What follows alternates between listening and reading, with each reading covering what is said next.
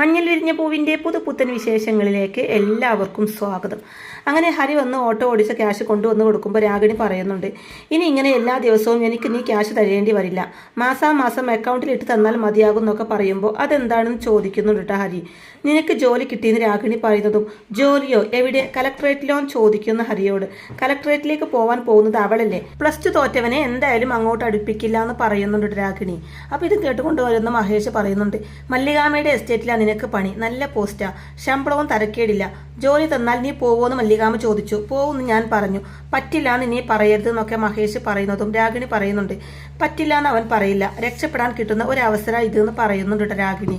തുടർന്ന് ഹരിയോടായിട്ട് പറയുന്നുണ്ട്, ഒരുപാട് ആനുകൂല്യങ്ങളൊക്കെയുണ്ട്, താമസിക്കാനും സ്ഥലം കിട്ടും, ഞങ്ങളുടെ ഒരു പ്രാർത്ഥന കൊണ്ടാണ് നിനക്ക് ഇങ്ങനെ ഒരു ജോലി കിട്ടിയത്.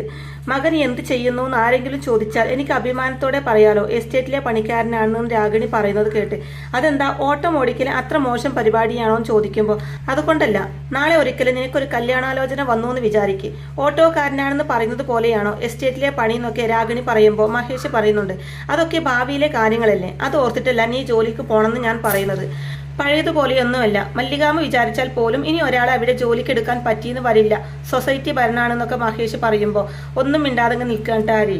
അപ്പോൾ നീ എന്താ ഒന്നും പറയാത്തതെന്ന് രാഗിണി ചോദിക്കുമ്പോൾ ഹരി പറയുന്നുണ്ട്, ജോലി കിട്ടി എന്നുള്ളത് അത് നല്ലത് തന്നെയാ, പക്ഷെ ഇവിടുന്ന് പോവാന്ന് പറയുന്നത് ഹരി പറയുന്നതും രാഗിണി പറയുന്നുണ്ട്, കടൽ കടന്നൊന്നും പോവണ്ടല്ലോ, നിനക്ക് എപ്പോൾ വേണമെങ്കിലും വരാലോ എന്നൊക്കെ പറയുമ്പോൾ അത് എന്നാലെന്ന് ഹരി പറയാൻ തുടങ്ങുന്നതും, നിനക്ക് അവളെ കാണാതിരിക്കാൻ പറ്റില്ലെന്ന് പറ, എങ്ങനെയെങ്കിലും രക്ഷപ്പെടട്ടെ എന്ന് എൻ്റെ പ്രാർത്ഥന, സമ്മതിക്കില്ലെന്ന് വെച്ചാൽ എന്ത് ചെയ്യുന്നൊക്കെ രാഗിണി പറയുമ്പോൾ നിവൃത്തിയില്ലാതെ സമ്മതിക്കുകയാണ് കേട്ടോ ഹരി. ശരി, ഞാൻ എതിരൊന്നും പറയുന്നില്ല, ഞാൻ പോയേക്കാന്ന് വിഷമത്തോടെ പറയുന്നുണ്ട് ഹരി. അപ്പോൾ ഹരിയുടെ മുഖത്തെ വിഷമം കാണുന്ന മഹേഷ് പറയുന്നുണ്ട്, വിഷമമുണ്ടെങ്കിൽ പോണ്ടടാന്ന് പറയുമ്പോൾ, ഇല്ലച്ചാ നിങ്ങളെയൊക്കെ പിരിയണല്ലോ, അത് ഓർക്കുമ്പോൾ ഒരു സങ്കടം എന്ന് പറയുമ്പോൾ, സങ്കടം എന്തായാലും വേണ്ട, നീ പോയതിന് പിന്നാലെ ഞങ്ങളും അങ്ങോട്ട് വരില്ലേ, ഇനി അവിടെയാ നമ്മൾ ജീവിക്കാൻ പോകുന്നതെന്ന് മഹേഷ് പറയുമ്പോൾ, ശരി ഞാൻ തയ്യാറാണ് എന്ന് അറിയിച്ചേക്ക്, അവർക്കും സന്തോഷമാവട്ടെ എന്ന് പറയുന്നുണ്ട് ഹരി. അതിനുശേഷം ഓട്ടോ സ്റ്റാൻഡിലെത്തുന്ന ഹരിയോട് നീ പണി നിർത്തി പോകുന്നു എന്ന് കേട്ടുവെന്ന് ഭാർഗവേട്ടൻ ചോദിക്കുമ്പോൾ, പോവുക, എസ്റ്റേറ്റിലൊരു ജോലി കിട്ടിയെന്ന് ഹരി പറയുന്നതും, എസ്റ്റേറ്റ് പീരുമേടല്ലേ എന്ന് ചോദിക്കുമ്പോൾ അതേന്ന് പറയുമ്പോൾ, അപ്പോൾ അവർ നല്ല ബുദ്ധിയുള്ള സ്ത്രീയാണല്ലോ ആ മല്ലിക എന്ന് പറയുന്നുണ്ട് കേട്ടോ. നിന്നെ രക്ഷിക്കാൻ വേണ്ടി ജോലി തരുന്നു എന്നാണോ നീ കരുതിയിരിക്കുന്നത്? ഒരിക്കലുമല്ല, അവർ നിന്നെ ഇവിടുന്ന് പാക്ക് ചെയ്യുക, നീയും ആ പെണ്ണും ഇനി കാണരുത്, അതിനുള്ള ശ്രമമാണെന്നൊക്കെ ഭാർഗവൻ ചേട്ടൻ പറയുമ്പോൾ, ഏയ് മല്ലികാമ അങ്ങനെ ഒരു സ്ത്രീയല്ല, അത്തരം ദുഷ്ടത്തരം ഒന്നും അവരുടെ ഉള്ളിലില്ല എന്ന് പറയുന്നുണ്ട് ഹരി. അപ്പോൾ അത് കേൾക്കുന്ന ഭാർഗവൻ ചേട്ടൻ പറഞ്ഞു കൊടുക്കുന്നുണ്ട്, എടാ മോനെ, ജീവിതം ഒരുപാട് കണ്ടവനാ ഈ ഭാർഗവൻ, സ്വന്തം കാര്യം വരുമ്പോൾ എല്ലാവരും സ്വാർത്ഥന്മാരാ, ദുഷ്ടന്മാരും. ഒരു പ്രശ്നം ഇല്ലാതിരിക്കുമ്പോൾ ഒരാൾ എങ്ങനെ പെരുമാറിയെന്ന് നോക്കി അയാളെ അളക്കരുത്, ഒരു പ്രശ്നം വരുമ്പോൾ അയാളുടെ നിലപാടെന്ത്, പെരുമാറ്റം എന്ത്, അത് വെച്ച് വേണം അയാളെ വിലയിരുത്താൻ. 100% ഉറപ്പാ, ഇത് അവരുടെ കുബുദ്ധിയിൽ തെളിഞ്ഞ ആശയമാ.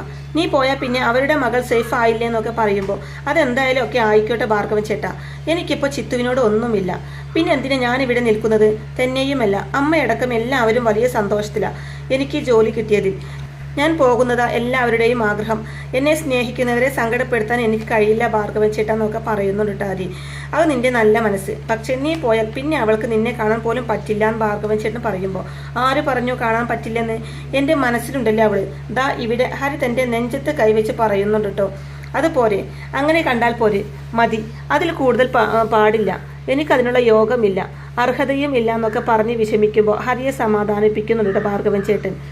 തുടർന്ന് പറയുന്നുണ്ട്, നഷ്ടാർക്കാടാ, അവൾക്കും ആ തള്ളക്കും, ഇത്രയും നല്ല ഒരുത്തനെ വേണ്ടാന്ന് വെച്ചില്ലേ, എന്നിട്ട് എന്ത് നേടി, പൊക്കോ, നീ എവിടെ വേണമെങ്കിലും പൊക്കോ, പക്ഷെ നീ എവിടെ പോയാലും ഈ ഭാർഗവൻ ചേട്ടനെ മറക്കരുത്, നീ ഇവിടെ വരുമ്പോൾ എന്നെ കാണാൻ വരണം, നിനക്ക് ഞാൻ എന്താ തരേണ്ടത്, ഓട്ടക്കയ്യ, ഒന്നും ഇല്ല തരാൻ എന്നൊക്കെ ഭാർഗവൻ ചേട്ടൻ കണ്ണീരോടെ പറയുന്നതും ഹരി പറയുന്നുണ്ട്, ഒന്നും വേണ്ട ഭാർഗവൻ ചേട്ടാ, നിങ്ങൾ എന്നെ ഒരുപാട് സ്നേഹിച്ചില്ലേ, അത് മതി, അത് മാത്രം മതി എന്ന് പറഞ്ഞ് കണ്ണീരോടെ ഓട്ടോയിലേക്ക് കയറി പോവാൻ കേട്ടോ.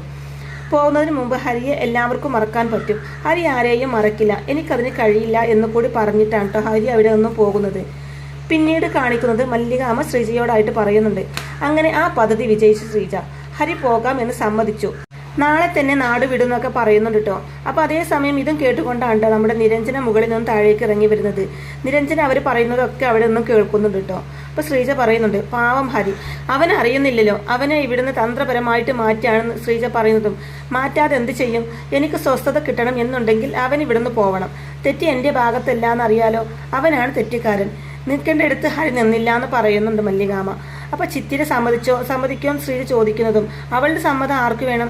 അല്ലെങ്കിലും അവൾ എന്തിനാ സമ്മതിക്കാതിരിക്കുന്നത്? അവൻ ഇവിടുന്ന് പോയി കഴിഞ്ഞാൽ മനസ്സിനൊരു സ്വസ്ഥത കിട്ടും. ഈ പ്രേമം എന്നൊക്കെ പറയുന്നത് ഒരു തരം കുഴഞ്ഞു മറിഞ്ഞ സംഗതിയാ ശ്രീജ. ഒരു ഊരാ കുടുക്ക്, ഒരു കുരുക്ക് കഴിയുമ്പോൾ മറ്റൊരു കുരുക്ക് മുറുകും, അത് കഴിയുമ്പോൾ മറ്റൊന്നൊക്കെ പറയുന്നുണ്ട് കേട്ടോ മല്ലികാമ്മ. ഇനി പേടിക്കാനൊന്നുമില്ലല്ലോ, ഹരി പോവല്ലേന്ന് ശ്രീജ പറയുന്നതും അതെ, അതാണ് സമാധാനം എന്ന് പറയുന്നുണ്ട് കേട്ടോ. പിന്നെ ഇങ്ങനെയൊരു ഉദ്ദേശം വെച്ചാണ് നമ്മൾ ഹരിയെ ഇവിടുന്ന് മാറ്റുന്നതെന്ന് ഒരിക്കലും നീ ആരോട് പറയരുത്, പ്രത്യേകിച്ചും ചിത്തുവിനോട്. അവളെ വിവരം അറിഞ്ഞാൽ എങ്ങനെ പ്രതികരിക്കും എന്നുള്ളത് എനിക്കറിയില്ല എന്നൊക്കെ പറയുമ്പോൾ ഞാൻ ആരോടും ഒന്നും പറയില്ല എന്ന് പറയുന്നുണ്ട് ശ്രീജ. എന്നാൽ നമ്മുടെ നിരഞ്ജനിയാണെങ്കിൽ ഇവർ പറയുന്നതൊക്കെ അവിടെ മറഞ്ഞു നിന്ന് കേൾക്കുന്നുണ്ട് കേട്ടോ. തുടർന്ന് മല്ലികാമ്മ പറയുന്നുണ്ട്, ചിലപ്പോൾ തോന്നും ചെയ്യുന്നതെല്ലാം തെറ്റാണെന്ന്, പക്ഷേ ഞാൻ അവളുടെ അച്ഛമ്മയാ. അവളെ കേരളത്തിന്റെ മുഖ്യമന്ത്രിയാക്കാമെന്ന് അഞ്ജനയ്ക്ക് ഞാൻ വാക്ക് കൊടുത്തിരിക്കുക, അതെനിക്ക് പാലിക്കണം.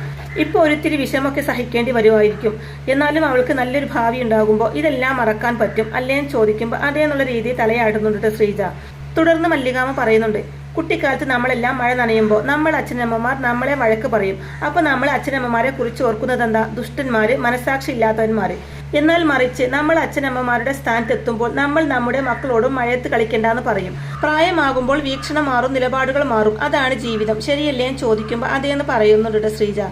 നാളെ അവൻ പോവും, അതോടെ എൻ്റെ എല്ലാ പ്രശ്നങ്ങളും തീരുന്നു പറയുന്നുണ്ട് മല്ലികാമ്മ. അതിനുശേഷം കാണിക്കുന്നത് ചിത്തിര ഹരിയെ കാത്തു നിൽക്കുകയാണ് കേട്ടോ. അപ്പോൾ ഹരി അവിടേക്ക് വരുന്നതും ഇതാന്ന് പറഞ്ഞ് ഹരിക്ക് നേരെ ഒരു കവർ നീട്ടുമ്പോൾ എന്താ ഇതെന്ന് ഹരി ചോദിക്കുമ്പോൾ അത് ശരി, ഇത് എന്താണെന്ന് അറിഞ്ഞാലേ വാങ്ങൂ, എൻ്റെ ഒരു സമ്മാന, നീ പോവല്ലേ, ഓർക്കാൻ എന്തെങ്കിലും വേണ്ടേ നോക്കി ചിത്തിര പറയുമ്പോൾ ഹരി പറയുന്നുണ്ട്, നിന്നെ ഓർക്കാൻ എനിക്ക് ഇതിൻ്റെ ഒന്നും ആവശ്യമില്ല, ഉള്ളിൽ സ്നേഹമുണ്ടെങ്കിൽ അടയാളങ്ങളൊന്നും വേണ്ട ചിത്തു എന്ന് ഹരി പറയുന്നതും എന്നാലും വാങ്ങിക്ക്, ഒരു ഷർട്ടാ, നിനക്ക് നന്നായിട്ട് ചേരുന്ന ചിത്തിര പറയുമ്പോൾ ഹരി അത് വാങ്ങിക്കുകയാണ് കേട്ടോ. തുടർന്ന് ചിത്തിര പോയാൽ നമ്മൾ ഇനി അടുത്തൊന്നും കാണില്ലായിരിക്കും അല്ലേ എന്ന് ചോദിക്കുമ്പോൾ കാണില്ലായിരിക്കും, ചിലപ്പോൾ ഇനി ഒരിക്കലും കണ്ടില്ലെന്ന് വരുന്ന ഹരി പറയുന്നതും ഒരിക്കലും കാണില്ലേന്ന് തിരിച്ചു ചോദിക്കുന്നുണ്ട് ചിത്തിര. അപ്പോൾ ഹരി പറയുന്നുണ്ട്, നീ ഡിഗ്രിക്ക് ചേരാൻ കേരളത്തിന്റെ പുറത്തേക്കാ പോകുന്നത് എങ്കിൽ എങ്ങനെയാ കാണുന്നത്? നീ ഡൽഹിയിലും ഞാൻ പീരുമേട്ടിലും ആയിരിക്കുമല്ലോ എന്ന് ഹരി പറയുന്നതും ഫോൺ ചെയ്യാലോ, വീഡിയോ കോൾ ചെയ്യാലോ എന്നൊക്കെ ചിത്തിര പറയുമ്പോൾ അതിനൊക്കെയുള്ള സമയം നിനക്ക് എവിടുന്ന? പഠിക്കണ്ടേ, IAS കാരിയാവേണ്ടേ? ആ തിരക്കിൽ നീ എന്നെ മറക്കുന്നു പറയുന്നുണ്ട് ഹരി. അപ്പോൾ ഇത് കേൾക്കുന്ന ചിത്തിര, മറക്കാനോ നിന്നെയോ? ഒരിക്കലുമില്ല ഹരി, നിന്നെ പോലെയുള്ള ഒരാളെ ഈ ലോകത്ത് വേറെ കിട്ടില്ല ചിത്തിരയ്ക്ക്. അപ്പോൾ എങ്ങനെയാ ഞാൻ നിന്നെ മറക്കാൻ? ചിത്തിര ചോദിക്കുന്നതും ജീവിതമല്ലേ ചിത്തു, തിരക്കല്ലേ, എല്ലാം എല്ലാവരും മറക്കും, മറക്കണമെന്ന് പറയുന്ന ഹരിയോട് നീ മറക്കുമെന്ന് തിരിച്ചു ചോദിക്കുമ്പോൾ ഞാൻ മറക്കണമെങ്കിൽ മരിക്കണമെന്ന് പറയുന്നുണ്ട് ഹരി. തുടർന്ന് പറയുന്നുണ്ട്, വിഷമിക്കേണ്ട, സന്തോഷമായിട്ടിരിക്കുക, നീ സങ്കടപ്പെടാൻ പാടില്ല, അതെനിക്ക് സഹിക്കാൻ പറ്റില്ല എന്ന് പറയുന്നുണ്ട്. ഈ ഷർട്ട് ഞാൻ സൂക്ഷിച്ചു വെച്ചോളാം, മുതിർന്നതിന് ശേഷം നീ എനിക്ക് തരുന്ന ആദ്യത്തെ സമ്മാനല്ലേ, ഇത് എന്നും എൻ്റെ കയ്യിലുണ്ടാകുമെന്ന് പറയുമ്പോൾ താങ്ക്സ് പറയുന്നുണ്ട് ചിത്തിര. തുടർന്ന് ഹരി, പിന്നെ എനിക്കൊരു അപേക്ഷയുണ്ട് എന്ന് പറയുന്നതും ഫോമിലാവില്ലേ ഹരിയും ചിത്തിര പറയുമ്പോൾ അതായത് ഒരു കടം ബാക്കിയുണ്ട്. അപ്പോൾ കടവും ചിത്തിര സംശയത്തോടെ തിരിച്ചു ചോദിക്കുന്നതും അതെ, പണ്ട് നീ 10ാം ക്ലാസ്സിൽ സംസ്ഥാനത്ത് ഏറ്റവും കൂടുതൽ മാർക്ക് വാങ്ങി ഒന്നാമതെത്തിയില്ലേ? അന്ന് അങ്ങനെ എത്തുവാണെങ്കിൽ ശയനപ്രദക്ഷിണം ചെയ്തോളാന്ന് ഞാൻ നേർന്നിരുന്നു. ഓരോ കാരണം കൊണ്ട് അതങ്ങ് നീണ്ടുപോയി. ഇതിപ്പോൾ ഞാൻ പോവാണല്ലോ, പോകുന്നതിന് മുമ്പ് ആ വഴിപാട് അങ്ങ് പൂർത്തിയാക്കണമെന്നുണ്ട്, നീയും കൂടെ വരണം, നിന്റെ മുമ്പിൽ വെച്ച് വേണം എനിക്കത് ചെയ്യാൻ എന്നൊക്കെ ഹരി പറയുമ്പോൾ ചിത്തിര പറയുന്നുണ്ട്, ഞാൻ വരാം, നേർന്നിട്ട് അത് ചെയ്തില്ലെങ്കിൽ വലിയ ദോഷമാവും, ഞാൻ വന്നോളാന്ന് പറയുന്നുണ്ട് ചിത്തിര. അപ്പോൾ ഹരിക്കും സന്തോഷമാവുന്നുണ്ട് കേട്ടോ. എന്നാൽ പിരിയാം അല്ലേ ഹരി ചോദിക്കുമ്പോൾ ആ വാക്ക് ഉപയോഗിക്കല്ലേ ഹരി, നമ്മൾ പിരിയത്തൊന്നുമില്ല, നമ്മൾ ഇനിയും കാണും, എനിക്കുറപ്പാണെന്ന് പറഞ്ഞിട്ട് ചിത്തിര അവിടെ നിന്നും പോവാൻ കേട്ടോ. പിന്നീട് മഹേഷും ഹരിയും കൂടെ പോവാനുള്ള ഡ്രസ്സൊക്കെ പാക്കാക്കാൻ കേട്ടോ.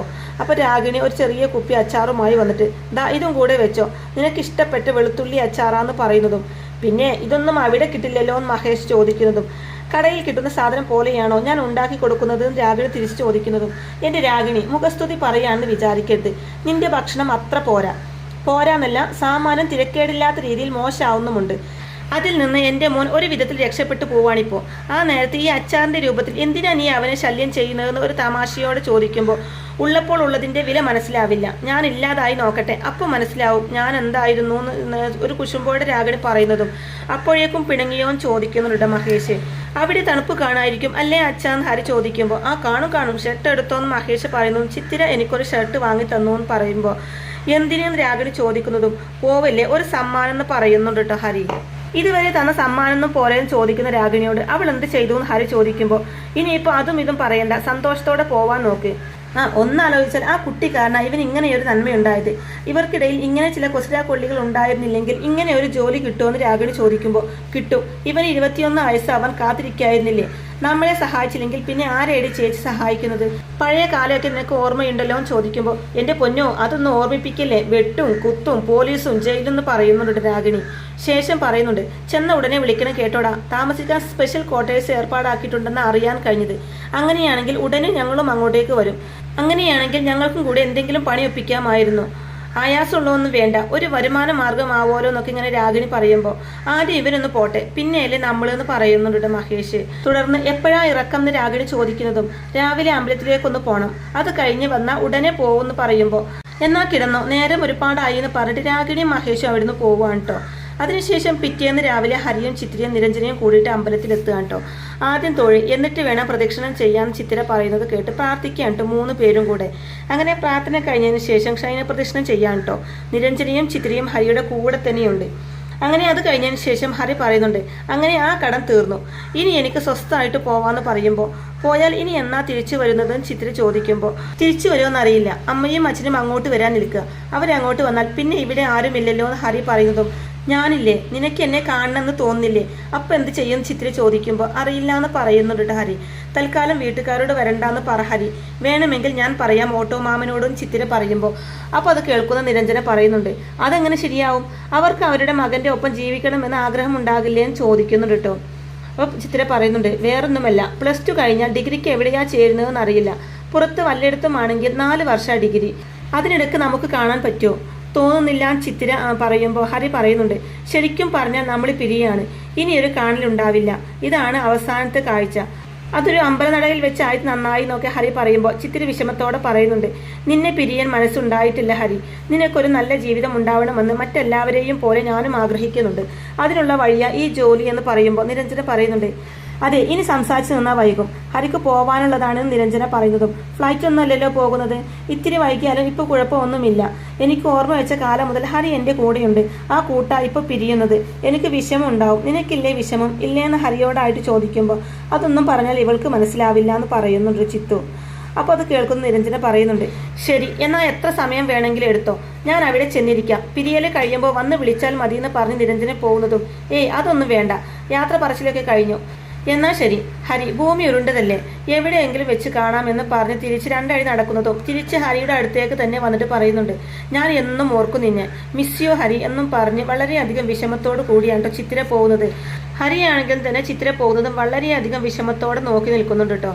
അതിനുശേഷം കാണിക്കുന്നത് മല്ലികാമ ചിത്തിരയെ കാണാത്ത വിഷമത്തിൽ ഇവരിത് എവിടെ പോയേക്കുക, അവന് യാത്രയേക്കാൻ പോയേക്കുക, അവനും വീട്ടിലില്ല, ഏതോ അമ്പലത്തിൽ പോയേക്കാണത്രേ.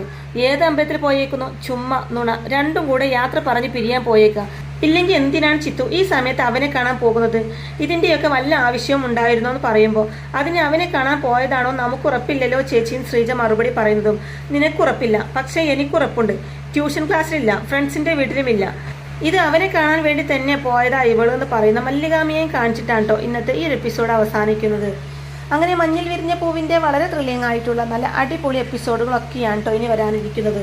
അപ്പോൾ ഈ റിവ്യൂ ഇഷ്ടമായിട്ടുണ്ടെങ്കിൽ വീഡിയോ ലൈക്ക് ചെയ്യാനും ചാനൽ കൂടി ഒന്ന് സബ്സ്ക്രൈബ് ചെയ്ത് സപ്പോർട്ട് ചെയ്യാനും മറക്കല്ലേ ഫ്രണ്ട്സ്. താങ്ക്